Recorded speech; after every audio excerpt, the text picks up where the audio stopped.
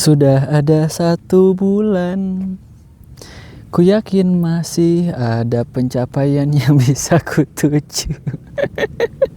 Iya, udah 1 bulan. Udah 1 bulan saya kerja di perusahaan yang baru, di posisi yang baru, di perusahaan yang tentu saja saya cintai. Gimana rasanya? Apa keluh kesahnya? Terus apakah saya udah ada rencana buat meninggalkan perusahaannya?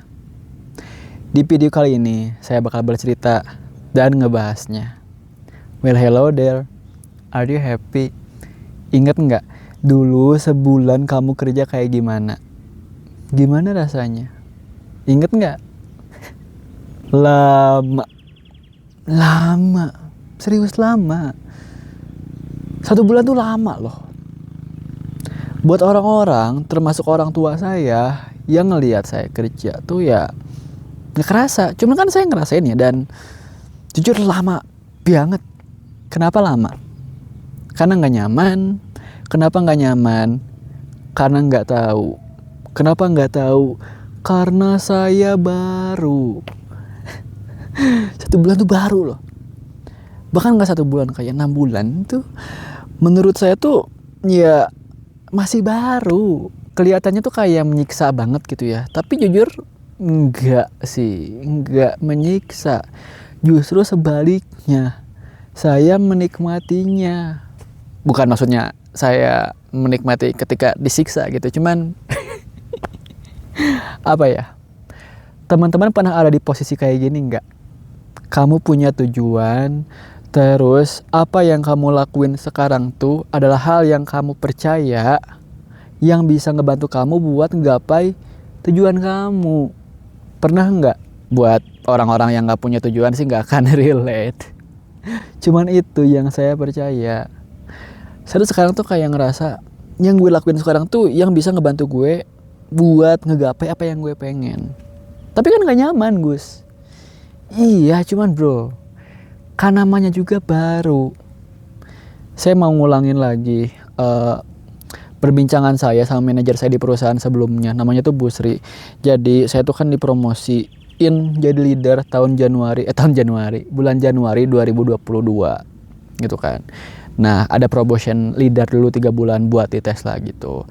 Nah, di bulan Maret pas mau beres promotion leadernya tuh atau tesnya tuh, saya bilang ke Bu Sri, Bu, saya nggak akan lanjut jadi leader karena berat, saya nggak sanggup, saya turun aja atau saya jadi wakil leader aja gitu kan.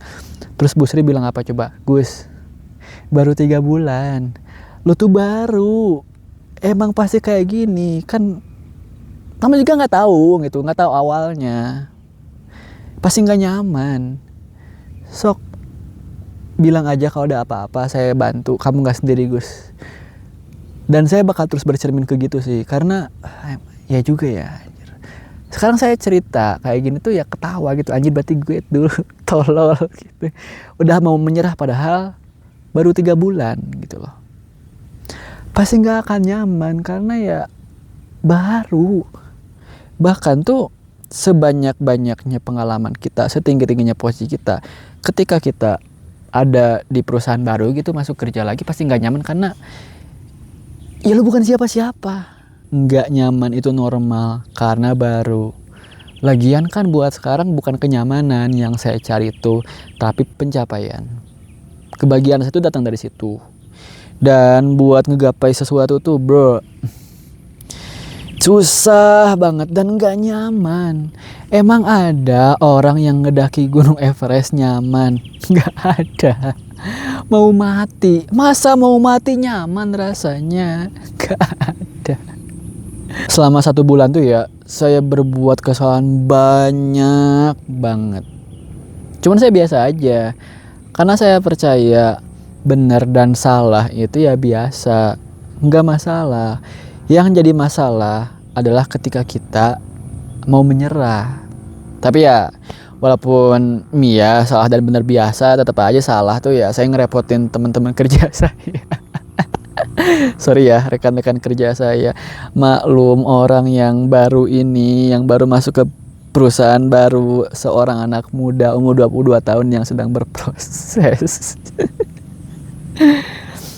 Tapi ya walaupun baru mah tetap aja salah mah dia diomelin gitu ya. Saya diomelin, dimarahin, disindir, dipermaluin.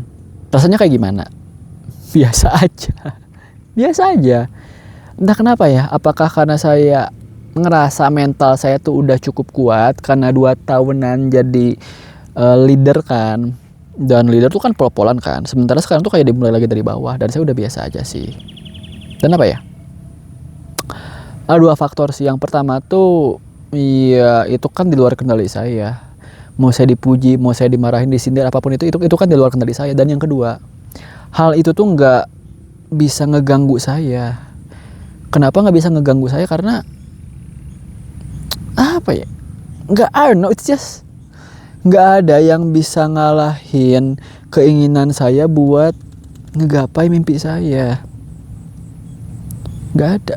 Bahkan tuh kalau misalkan sindiran atau ketika saya dimarahin tuh sama saya dijadiin bensin. Emang gak nyaman. Cuman yang kata Bang Panji bilang tuh kan kayak keris gitu ya. Keris kan ditempa gitu sama benda panas. Terus ditempa dan nggak enak gitu, benda panas kan.